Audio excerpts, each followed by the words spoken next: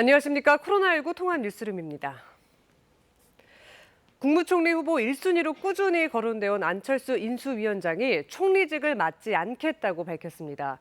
6월 지방선거에도 출마하지 않고 앞으로는 당의 지지 기반을 넓히는 일을 하겠다고 했습니다. 이화진 기자의 보도입니다.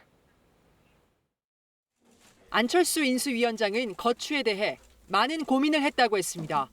결론은 국무총리든 장관이든 맡지 않겠다는 겁니다. 내각에 참여하지는 않는 것이 오히려 더 부담을 덜어드리는 것이겠다. 그것이 당선인의 생각하시는 그런 전체적인 국정 운영 방향을 잡는 데 더 도움이 되겠다는. 윤석열 당선인이 뜻을 펼칠 공간을 열어드리는 게 좋겠다고 생각했다고 안 위원장은 설명했습니다. 윤 당선인에게 자신의 뜻을 먼저 전했다고 소개했습니다. 결정을 이해한다는 윤 당선인에게 안 위원장은 당선인이 뜻을 펼칠 수 있는 좋은 분을 찾으라고 전했다고 합니다. 안 위원장은 6월 지방선거에도 출마하지 않겠다고 했습니다. 대신 인수위원장 임무가 끝나면 당으로 돌아가 역할을 하겠다고 강조했습니다. 당의 지지 기반을 넓히는 그런 일들, 정권이 안정될 수 있는 그런 일들에 제가 공헌을 할 수 있는 바가 통합될 정당에서 차기 대선을 위해 세력을 만드는 게 중요하다고 판단한 것으로 보입니다. 1년 뒤 당 대표에 도전하겠냐는 질문에는 그때 가서 판단하겠다고 답했습니다. 안철수 위원장은 후보 단일화 때 약속했던 공동정부 구성을 위해서 장관 후보를 열심히 추천하겠다고 밝혔습니다. KBS 뉴스 이화진입니다. 공동정부의 한 축이었던 안철수 위원장이 스스로 후보군에서 빠지면서 총리 인선은 속도를 내고 있습니다. 윤 당선인은 특히 경제에 방점을 두고 총리 후보군을 구상 중인 것으로 보이는데 이르면 이번 주말 총리 지명자를 발표할 것으로 보입니다. 이어서 안다현 기자입니다. 안 위원장 스스로 당선인에게 부담이란 표현을 쓸 만큼 안철수 카드는 총리 인선의 최대 변수였습니다. 이 변수가 사라지면서 윤 당선인 측은 인선 작업에 본격 속도를 내고 있습니다. 안철수 위원장 뜻이 전해졌고 본격적인 총리 인선과 속도도 지금부터라고 말씀드릴 수 있겠습니다. 총리 인선의 방점은 민생에 찍혀 있습니다. 윤 당선인 측은 당선인이 강조하는 민생의 두 축이 경제와 안보라고 설명했습니다.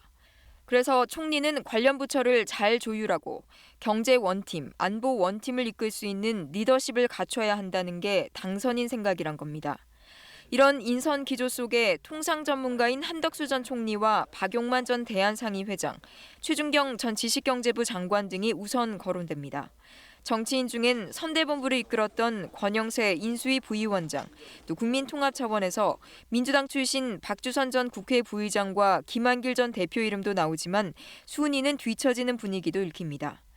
윤 당선인 측은 물망에 오르는 인사들을 먼저 5배수로 압축해 곧 당선인에게 보고할 예정이라고 전했습니다. 국회 인사청문회와 임명 동의 투표 등에 통상 35일 정도 걸린 점을 보면 총리 지명자 발표 시점은 이르면 이번 주말이 될 걸로 보입니다. 인수위 인사검증팀도 여러 팀으로 나눠 총리 후보군에 대한 단계적인 검증 작업에 착수했습니다. KBS 뉴스 안다영입니다. 러시아와 우크라이나 간 5차 협상이 양국 간의 긴장 해결에 물꼬를 틀 것이라는 기대를 모았는데 다시 갈등 국면이 전개되는 양상입니다. 러시아는 1차 목표가 끝났다며 수도 키이우 등에 배치된 러시아군을 재편성해서 다음 작전에 나서겠다고 밝혔고 우크라이나는 러시아군의 완전한 철수가 선행돼야 안전보장 요구를 받아들일 수 있다고 맞받았습니다. 보도에 김병용 기자입니다. 러시아 국방부는 우크라이나 동부 돈바스 해방작전 완수를 위해 우크라이나 수도 키이우 등에 배치된 러시아군을 재편성할 것이라고 현지 시각 30일 밝혔습니다. 이고리 코나센코프 국방부 대변인은 이날 브리핑에서 러시아군이 우크라이나 특별 군사작전에서 키이우와 체르니히우 등에서의 모든 주요 과제를 이행했다면서 이 방면에서 계획된 군대 재편성이 이뤄지고 있다고 말했습니다. Целью перегруппировки российских вооруженных сил является активизация действий на приоритетных направлениях и прежде всего завершение операции по полному освобождению Донбасса. 이어 우크라이나 병력과 장비를 북부 지역에 집중하게 하기 위한 1단계 계획이 달성된 만큼 최종 목표인 동부 돈바스 지역 해방 작전에 본격 나서겠다고도 언급했습니다. 러시아의 이 같은 움직임이 자발적 선택인지 아니면 우크라이나 군의 거센 저항으로 인한 불가피한 선택인지 여부는 불명확하다고 외신들은 전했습니다. 러시아와 우크라이나 간 5차 협상이 끝난 뒤 러시아의 진위를 의심했던 우크라이나는 합의 이행을 위한 선결 조건으로 러시아군의 침략 전 위치로의 완전한 철수를 재차 요구했습니다. 우크라이나는 5차 협상에서 러시아의 핵심 요구사항인 중립국화를 받아들이는 대신 새로운 안보 보장 체제를 구축하겠다는 입장을 밝혔는데 선결 조건으로 러시아군의 전투 중지와 철수를 다시 내세운 겁니다. Безумовно, процедура проведення референдумів в Україні чітка і збалансована, і ми вийдемо на процедуру запуску референдуму тільки після того, як російські війська покинуть нашу територію. 양국 대통령 간 회담이 조만간 열리기를 바란다지만 젤렌스키 우크라이나 대통령은 러시아의 평화를 강제하는 유일한 방법은 경제 제재뿐이라며 러시아 선박 입항 금지를 유럽연합에 촉구했습니다. KBS 뉴스 김병룡입니다. 미국은 러시아가 언급한 군사 재배치가 전쟁 수위를 낮추려는 의도라는 증거는 어디에도 없다고 강조했습니다. 우크라이나 수도 키이우에는 여전히 포격이 계속되고 있고 동부 또 남부에서의 공격은 오히려 더 강해지고 있다고도 평가했습니다. 워싱턴 이정민 특파원입니다. 미국 국방부는 러시아의 군사 재배치 발표에도 불구하고 실제 우크라이나 수도 키이우 주변을 떠난 러시아군은 전체의 20%에도 못 미치는 것으로 파악된다고 밝혔습니다. 그나마도 재배치된 군의 일부는 러시아가 아닌 벨라루스로 간 것으로 확인됐다고도 했습니다. If the Russians are serious about de-escalating, because that's their claim here, then they should send them home. But they're not doing that. 러시아가 군사적 긴장을 완화하려는 증거가 전혀 보이지 않고 있으며 군사 재배치를 통해 공격을 더 강화할 가능성도 있다는 겁니다. 키이우에 대한 공습과 포격도 여전히 계속되는 등 위협이 여전하다고 밝혔습니다. 우크라이나 동부 돈바스 지역에 대한 공격은 최근 며칠 동안 더 강화된 것으로 보인다고도 했습니다. 특히 정규군이 아닌 러시아의 민간 용병 조직인 바그너 그룹의 용병 1,000명가량이 투입된 걸로 파악하고 있다고 밝혔습니다. 전장에서의 인권 침해, 전쟁 범죄로 악명 높은 조직입니다. 미 국방부는 푸틴 대통령이 전황에 대한 충분한 정보를 받지 못하고 있는 것 같다고도 밝혔습니다. We would concur with the conclusion that Mr. Putin has not been fully informed by his Ministry of Defense at every turn over the last month. 이런 가운데 바이든 미국 대통령과 젤렌스키 우크라이나 대통령은 1시간가량 전화 통화를 갖고 현재 전황과 협상 상황에 대한 의견을 교환했습니다. 군사 지원과 테러 제재 강화 방안 등이 논의됐는데 바이든 대통령은 우크라이나에 5억 달러를 추가 지원하겠다는 뜻을 밝혔다고 백악관은 전했습니다. 워싱턴에서 KBS 뉴스 이정민입니다. 중앙방역대책본부는 오늘 0시 기준 코로나19 신규 확진자가 32만 743명이라고 밝혔습니다. 국내 발생이 32만 719명, 해외 유입은 24명입니다. 사망자는 하루 새 375명 늘었고 누적 치명률은 0.12%입니다. 재원 중에 위중증 환자는 14명 늘어 1,315명입니다. 중환자 병상 가동률은 64.2%고 재택 치료 중인 환자는 173만 3,217명입니다. 코로나19 위중증 또 사망자가 가장 많이 발생하는 곳이 요양병원과 요양원입니다. 기저질환이 있는 고령층이 집단으로 있다 보니 가장 많은 피해를 보고 있는 건데요. 정부가 이 피해를 최소화하기 위해서 요양병원과 요양원 관리를 강화하기로 했습니다. 원동희 기자가 취재했습니다. 일선 요양병원과 요양원에서 확진자가 발생하면 이송돼 격리치료를 받는 감염병 전담 요양병원. 취재진이 찾아가 봤습니다. 290여 개의 병상 가운데 230개가 확진자로 찼습니다. 병상 가동률이 80%에 육박합니다. 네, 요즘 오미크론이 폭발적으로 발생을 하다 보니 입퇴원이 이제 엄청나게 이루어지고 있거든요. 입원 환자의 3분의 2는 의료진이 없는 요양원에서 확진된 고령자입니다. 또 16%가량은 요양병원에서 확진된 중증 환자들입니다. 의사가 없는 그리고 간호 인력이 많이 부족한 요양원에서 감염 환자가 발생했을 경우는 효과적으로 그분들을 감염 관리할 수 있는 인력이었기 때문에 확산을 막을 수가 없을 겁니다. 지난 한 주 동안 발생한 사망자 2,500여 명 가운데 40% 가까이가 요양병원과 요양원에서 발생했습니다. 정부가 감염병 유행에 가장 취약한 요양병원과 요양시설의 관리를 강화하기로 했습니다. 65살 이상 고령자라면 병증 확진자라도 전담병원으로 이송하도록 했습니다. 특히 의료 인력이 부족한 요양시설의 경우에는 병증이라도 65세 이상 기저질환자는 병원으로 이송하여 입원 치료를 하도록 배정 원칙을 강화하고 있습니다. 또 돌봄 공백을 막기 위해 요양보호사 실습생을 조기 투입하고 의료진, 요양보호사 간병인의 격리 기간을 3일로 단축할 수 있도록 했습니다. 하지만 현장에서는 실효성이 없을 거라고 지적합니다. 양성으로 확진된 요양보호사들, 간호사들, 물리치료사들에게 양성임에도 불구하고 출근하라고 조명을 당하고 있습니다. 정부는 또 먹는 치료제를 요양시설에 최우선 처방하겠다고 밝혔습니다. KBS 뉴스 원동입니다. 재산 공개 대상인 정부 고위공직자 1,900여 명의 평균 신고 재산이 16억 2천여만 원으로 집계됐습니다. 지난해보다 10명 중 8명은 재산이 늘었는데 주택 공시가격 상승 등이 원인인 것으로 보입니다. 이지훈 기자가 보도합니다. 오늘 공개된 정부 고위공직자 1,978명의 재산 평균은 16억 2,145만 원입니다. 10명 중 8명의 재산이 늘었는데 지난해보다 1억 6천만 원가량 늘었습니다. 개별 공시지가 및 주택 공시가격의 상승과 종합주가지수 상승 등에 따른 가액 변동액이 9,527만 원이고 급여 저축이나 상속 등으로 인한 순재산 증가액이 7,101만 원입니다. 신고된 재산이 가장 많은 사람은 이강섭 법제처장으로 350억 6,700만 원입니다. 지난해보다 231억 원 넘게 늘어 증가액도 전체 대상자 가운데 가장 많았습니다. 이 처장과 가족이 보유하고 있는 비상장 주식의 평가액이 지난해보다 9배 가까이 뛰면서 200억 원이 넘는 주식을 보유하고 있는 것으로 나타났습니다. 국무위원 중에서는 정영애 여성가족부 장관이 45억 6,700만 원으로 가장 많은 재산을 신고했고 전해철 행정안전부 장관이 39억여 원으로 뒤를 이었습니다. 김부겸 국무총리는 15억 1천여만 원, 유은혜 부총리는 1억 6천여만 원을 신고해 재산이 가장 적었습니다. 광역자치단체장 중에선 오세훈 서울시장이 59억여 원을 신고해 1위였고 박형준 부산시장이 46억여 원으로 두 번째로 많았습니다. 한편 고지 대상자 가운데 부모와 자녀의 재산 고지를 거부한 비율은 36.7%로 지난해보다 2.5%포인트 더 높았습니다. KBS 뉴스 이지윤입니다.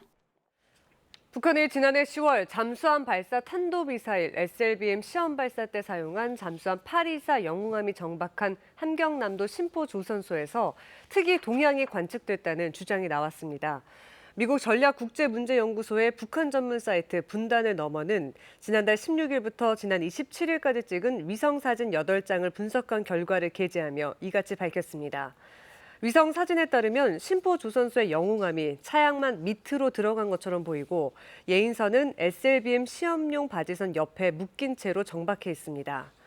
분단을 넘어는 이에 대해 개조나 수리, 이동 또는 SLBM 시험 발사 준비, 전략적 기만 전술 등의 가능성이 있다고 분석했습니다. 지난달 산업 생산이 2달 연속 감소했습니다. 통계청은 지난달 전 산업 생산 지수가 115.5로 한 달 전보다 0.2% 감소했다고 밝혔습니다. 전 산업 생산은 1월에 이어 2달 연속 감소했는데 이는 지난 2020년 1월부터 5월까지 5개월 연속 감소한 이후 21개월 만에 처음입니다. 소비 동향을 나타내는 소매 판매는 승용차와 의약품 등에서 판매가 늘어 전달보다 0.1% 증가해 소폭 반등했습니다. 이번엔 KB증권 연결해서 오늘의 주식시장 알아보겠습니다. KB증권입니다.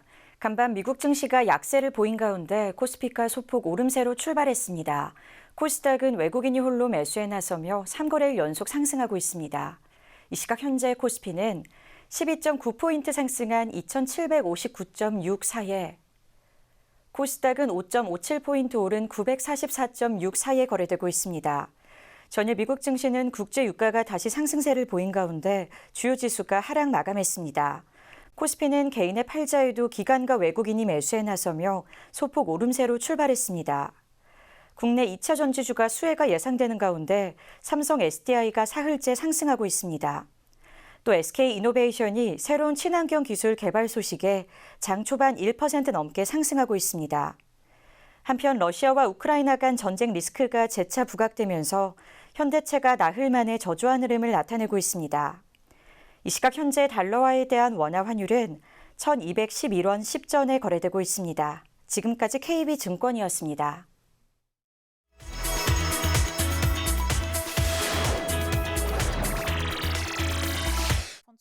독일에서는 최근 이른바 재택근무 의무가 해제됐는데요. 적잖은 기업체가 자발적으로 재택근무를 유지하고 있습니다. 논란 끝에 독일 연방정부가 방역 조치를 해제하기 시작했습니다. 먼저 재택근무 의무가 해제됐습니다. 코로나19 대유행을 계기로 도입된 재택근무 의무법에 따라 그동안 사용자는 경영상 중대한 사유가 있을 때를 제외하곤 근로자에게 재택근무를 허용해야 했는데요. 이제는 이 의무가 없어진 겁니다. 그러나 자발적으로 재택근무를 유지하는 기업들이 많습니다. 재택근무의 업무 효율성에 더불어 무엇보다 안전성이 그동안 확인됐기 때문입니다. Wir müssen das Infektionsgeschehen am Arbeitsplatz so gut wie möglich unter Kontrolle halten. Und da hat sich das Homeoffice in der Vergangenheit bewährt. 연방정부 방침과는 달리 방역 조치를 연장하는 주정부도 늘고 있는데요. 최근 독일의 확진자 수가 다시 증가하기 시작한 것과 무관하지 않습니다. 연방정부도 이에 따라 추가적인 방역 조치 해제 시점을 다시 연기하는 등 갈팡질팡하고 있습니다. 말기 어린이 환자들이 있는 러시아 모스크바의 한 아동 호스피스 병원입니다. 2018년 설립된 이래 1000여 명의 어린이와 청소년을 돌봤는데 운영비의 80%가 기부금으로 유지되고 있습니다. 하지만 러시아의 우크라이나 침공 이후 기부금이 급감하고 서방의 강력한 제재가 시작되면서 각종 의약품과 장비들의 수급에 심각한 차질이 빚어지고 있습니다. Рост и скачок цен на закупаемые товары. Наверное, самое то, что первое ощутили, это по аппаратуре, которая европейского производства, и по ортопедии. 의약품이 직접적인 제재 대상은 아니지만 물류와 금융 시스템 차단 문제로 공급망이 사실상 끊긴 셈입니다. Работая здесь, я осознал, насколько вообще хрупка жизнь, и наши дети, подопечные хосписа, они как бы открывают эту хрупкость. 기부금 급감에 의약품과 장비 부족으로 병원은 현재 폐쇄 위기에 놓였는데요. 러시아 내에서도 가장 취약한 계층이 전쟁으로 인한 위험에 가장 심각하게 노출된 실정입니다. 비장애인들이 스마트폰을 보면서 점자 블로기를 걷다가 장애인과 부딪히는 사고가 잇따르고 있습니다. 10대 때 시력을 잃은 MC. 길거리를 다닐 때는 인도 위에 설치된 점자 블록에 의지합니다. 그런데 요즘 특히 신경이 많이 쓰입니다.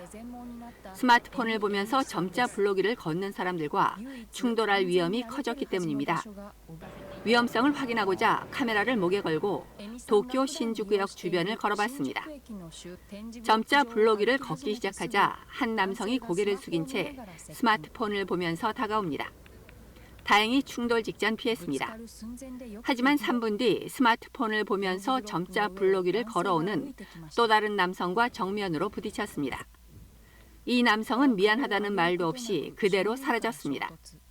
이 때문에 에미 씨는 점자 블로기를 걸을 때 본인 존재를 알리기 위해 지팡이로 땅바닥을 세게 두드리며 걸어다닙니다. だから点字ブロック上はぜひ開けてもらうということをしていただかないと大きな事故につながると思います。 전문가들은 시민들이 점자 블록의 의미를 다시 한번 생각하고 시각 장애인을 배려를 해야 한다고 조언합니다. 세계문화유산인 구이저우 퉁른에 있는 판징산 바위에 이름을 새긴 남성이 벌금형을 선고받았습니다. 중국 남서부 구이저우 성에 있는 판징산, 유네스코 세계문화유산입니다. 인파 사이로 판징산 바위에 뭔가를 새기는 남성의 모습이 보입니다.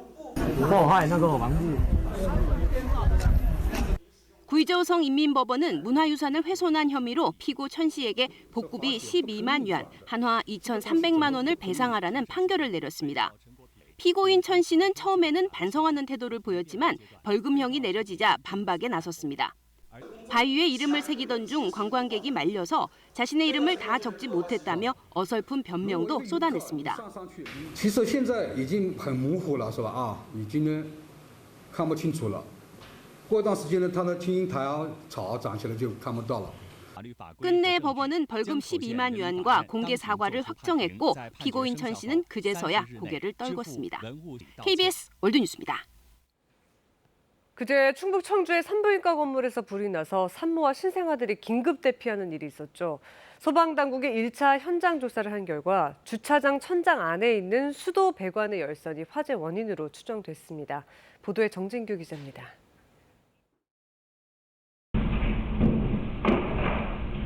산부인과 병원 1층 주차장 천장에서 시뻘건 불길이 일더니 폭발하듯 천장이 내려앉고 불이 치솟습니다. 충북 소방본부 화재조사반이 가장 먼저 확인한 곳은 건물 주차장 천장입니다. 천장을 지나는 수도 배관의 동파 방지를 위해 설치한 전기 열선이 과열돼 불이 시작된 것으로 추정했습니다.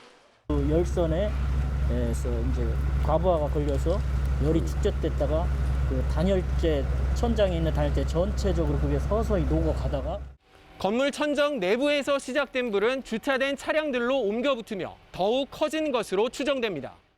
화재조사반은 거세게 일어난 불길이 건물 외장재인 알루미늄 패널을 녹인 뒤 안쪽 단열재를 타고 빠르게 확산한 것으로 보고 있습니다. 품 같은 걸로 안에 내장재가 돼 있으면은 그게 촘촘하게 공사가 잘 제대로 안 돼 있으면은 외벽을 타가지고 빠르게 진행이 되거든요. 또 발화 지점인 주차장에는 스프링클러 등 소화시설이 없던 것으로 확인됐습니다. 2017년 제천 스포츠센터 화재 이후 바닥 면적이 200제곱미터 이상인 주차장에 소화시설 설치가 의무화됐습니다. 하지만 이번 불이 시작된 병원 신관이 안전기준 강화 이전에 증축돼 적용 대상이 아니었습니다. 건물 설계 도면을 확보한 소방당국은 다음 달 4일 국립과학수사연구원 등과 함께 합동 감식에 나설 예정입니다. KBS 뉴스 정진규입니다. 경기 가평의 한 계곡에서 남편을 살해한 혐의를 받고 있는 30대 아내와 내연남이 검찰 수사 도중 동적을 감췄습니다. 보험금을 노리고 여러 차례 남편 살해를 시도한 정황이 추가로 드러났는데 이들을 찾기 위해서 검찰이 공개 수배로 전환했습니다. 장혁진 기자입니다. 2019년 6월 경기도 가평군 용소계곡에서 39살 남성 윤모 씨가 물에 빠져 숨졌습니다. 윤 씨에겐 8억 원 상당의 생명보험이 가입돼 있었는데 보험 계약 만료 4시간 전에 사고를 당했습니다. 당시 현장엔 윤 씨의 아내 이은혜 씨와 내연남 조현수 씨가 있었습니다. 이들은 5달 뒤 윤 씨의 보험금을 청구했지만 보험회사는 이상함을 느끼고 지급을 거부했습니다.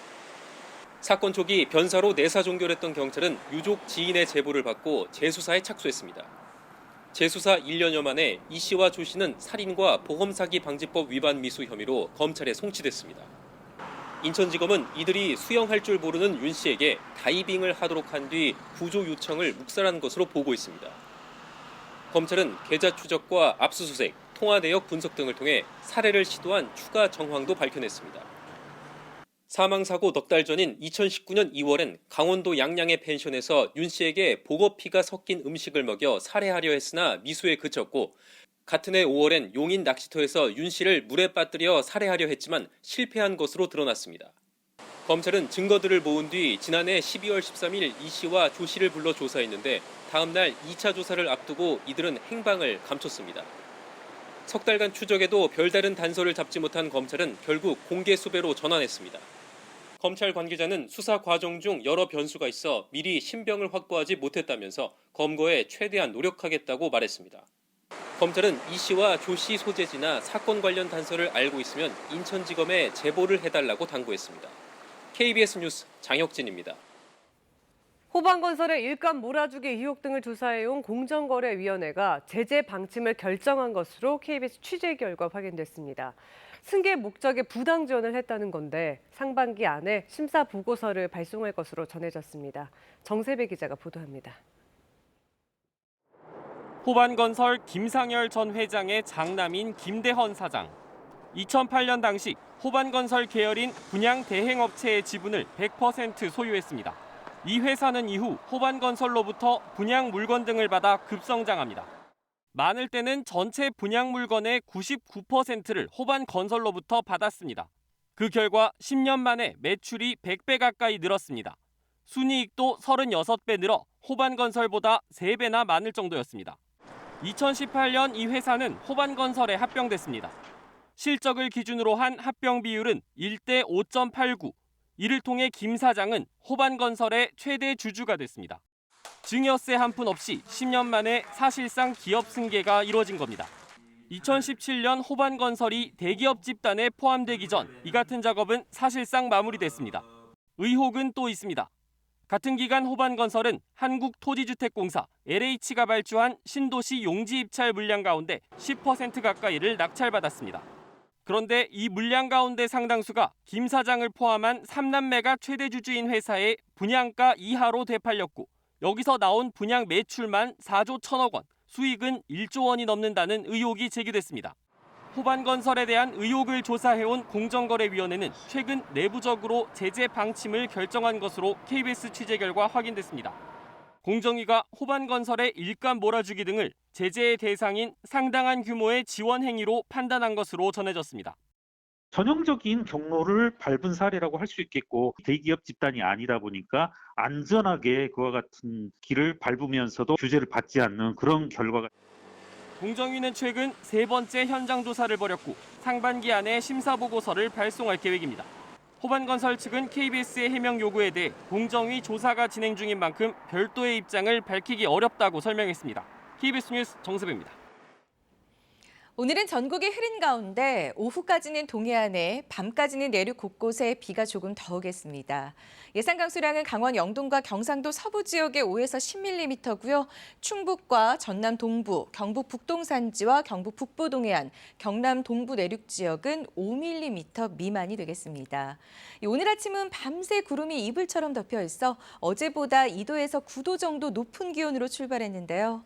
하지만 낮부터 북쪽에서 찬 공기가 밀려와 4월의 첫날인 내일 아침은 서울이 4도로 오늘보다 5도 정도 낮겠고 바람까지 불어 쌀쌀하겠습니다. 오늘 경상도 해안과 서해안, 제주도를 중심으로 순간풍속, 초속 15m 안팎의 바람이 강하게 불겠습니다. 낮 최고 기온은 서울과 대구가 14도, 강릉은 8도밖에 되지 않아 어제보다 10도 이상이나 낮은 곳이 있겠습니다. 바다의 물결은 먼 바다를 중심으로 3, 4m까지 높게 일겠습니다. 날씨 전해드렸습니다. 코로나19 통합 뉴스는 마칩니다. 고맙습니다.